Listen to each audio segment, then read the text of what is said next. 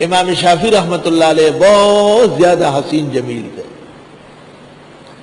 لیکن ایک بدصورت غریب مسکین گھرانے کی لڑکی سے نکاح کر دیا، سما بلا گئی ہوا۔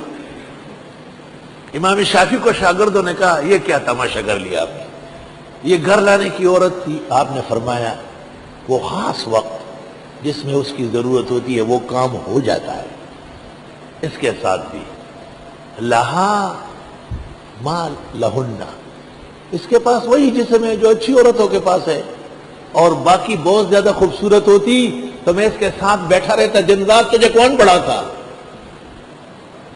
وہ ایک شخص کا نکاح ہوا تھا ایک خوبصورت لڑکی سے، ابھی عصر کی نماز نہیں ہوئی ہو، کہتا تھا رات کو کتنا وقت باقی ہے، ابھی عصر کی اذان نہیں ہوئی، اس کے اوپر رات آ گئی۔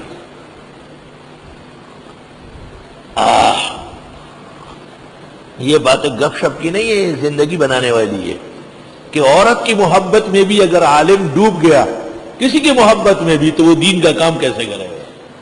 وہ تو دین کا کام تو تب ہوگا کہ 100% توجہ ادھر ہو۔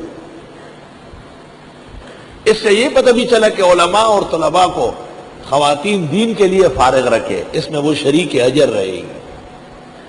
آخر جس پیغمبر کی 9 سے لے کے 11 اور 17 تک اور 37 تک بیوی رہی، وہ پیغمبر ہی بدر، احد، حنین، خندق، حدیبیہ اور وداع اور طائف اور سارے تبوک کے سفروں میں موجود ہے۔ اور بیوی کس کو کہتے تھے؟ تسکنوا الیہا، اس کے پاس پہنچ کر سارے غم چھٹ جائے، اس میں ایسی رحمتیں ہو، اس میں ایسے کمالات ہو، اس میں ایسی خوشبو ہو، وہ ایسی پیار و محبت کا پیکر ہو، آپ کی تسلی کا سامان ہو، دنیا میں گھوم پھر کے آپ تھک تکا کے لتسکنوا الیہا، اس کو بیوی کہتے ہیں۔ اور اللہ نے ڈالا ہے تمہارے درمیان پیار اور مہربانی، کہتے جوانی میں پیار ہونا چاہیے، وہ اس کی پیاری ہو یہ اس کا پیارا ہو، تو پھر بڑھاپے میں ایک دوسرے کے ساتھ مہربانی ہوگی، یاد رکھنا۔ اگر جوانی میں پیار نہ ہو تو پھر بڑھاپے میں بیزاری ہوگی۔ ظاہر ہے یہ اللہ کی تکوینی نظام بھی ہے کہ کسی کو ایسے محبتوں کا گھر ملے، انسان کی اپنی قسمت بھی ہے، معاشرے کے بھی فضائیں مختلف رنگ کی ہے۔ مسنون شادی سے عموماً اللہ اس قسم کی فضا نصیب فرماتے ہیں۔ علماء دین نے لکھا ہے کہ خاتون مطالبات بالکل نہ کرے، اس سے بدمزگی پیدا ہو، اور مرد بھی ایسے سوالات نہ ڈالے جس کا نتیجہ بدمزگی ہو۔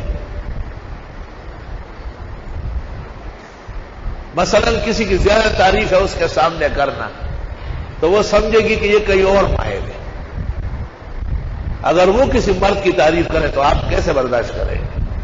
تو اپنے بارے میں بھی احتیاط کرو،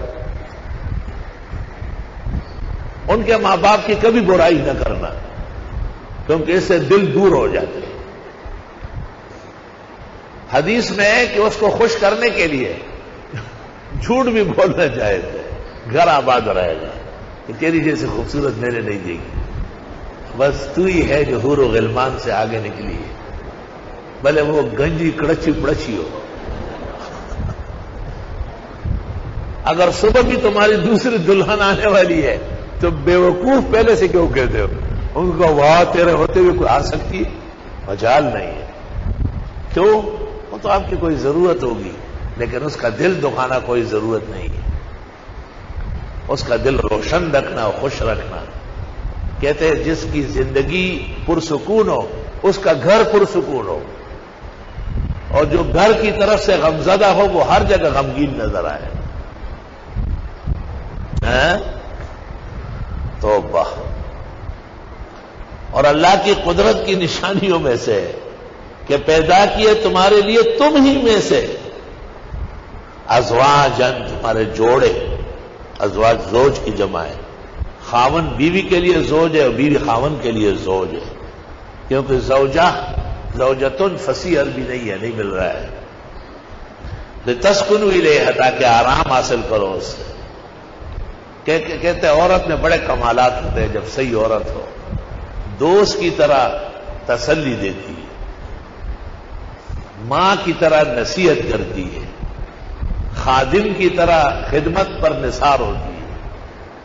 اور خدمت کتنے شؤون کا ہے، کھانا پکانا، گھر صاف کرنا، کپڑے صحیح رکھنا، گھر کھلا رکھنا، ہر چیز کی حفاظت کرنا. یہ کام بانٹا جائے تو 15-20 آدمیوں کا کام ایک عورت کرتی ہے. تو اس کی خدمات کا صلہ، شکریہ، محبت، قرب، یہ بہت ضروری ہے. وَمِنْ آيَاتِهِ أَنْ خَلَقَ لَكُم مِّنْ أَنفُسِكُمْ أَزْوَاجًا لِتَسْكُنُوا إِلَيْهَا، کہ تم سکون حاصل کرو اس کے پاس. وَجَعَلَ بَيْنَكُم مَّوَدَّةً وَرَحْمَةً، اور ڈالا ہے تمہارے درمیان پیار اور مہربانی. إِنَّ فِي ذَلِكَ لَآيَاتٍ لِقَوْمٍ يَتَفَكَّرُونَ، بے شک اس میں نشانیاں ہیں ان لوگوں کے لیے جو سوچتے ہو. سوچو، پیار کرو تو مہربانی ملے گی، پیار نہیں کرو گے تو بیزار رہے گی تجھ سے. یاد رکھنا. ایسی جو جمجو عورت ہوتی ہے، ایک عالم دین کی بیوی مری تھی اور وہ بہت لڑاکی تھی اور بہت تنگ کرتی تھی. تو ان کے دوست نے ان کو خط لکھا کہ مجھے آتا نہیں ہے کہ تعزیت کروں یا بشارت لکھوں. تعزیت اس لیے کہ ایک مخلوق مری ہے، رفیق حیات، اور بشارت اس لیے ہے کہ بلا نکل گئی، اب اللہ اس جیسی دوسری نہیں لائے گا، وہ جو آئے گی پیار محبت والی. یہ وقت کا تقاضا ہوگا. حضرت الاستاذ مولانا لطف اللہ صاحب رحمۃ اللہ علیہ نے فرمایا کہ میرے ساتھ دیوبند میں ایک ساتھی تھا، کافی سال بعد لاہور میں ملا. تو مجھ سے پوچھا کہ کتنی شادیاں ہیں؟ میں نے کہا ایک شادی نہیں، 2 اور 3 تو ہونا چاہیے. کیوں؟ کہ اس لیے کہ ابھی ہم جوان ہیں، ہر شخص ہمیں بیٹی اور بہن دیتا ہے. کل بوڑھے ہو جائیں گے اور یہ ایک مر جائے گی، پھر اس وقت خدمت کون کرے؟ حضرت کی اہلیہ فوت ہوئی تھی تو حضرت بہت زیادہ غمگین تھے، بہت پریشان تھے. ڈیرا آگا ملگر اختیار ہو چماما گوا بدری کڑے ہوئے ڈیرا خواب ہو. تو میں نے عرض کیا کہ حضرت مولانا سرفراز خان کی 2 بیویاں تھیں اور دونوں 1 سال میں مر گئی.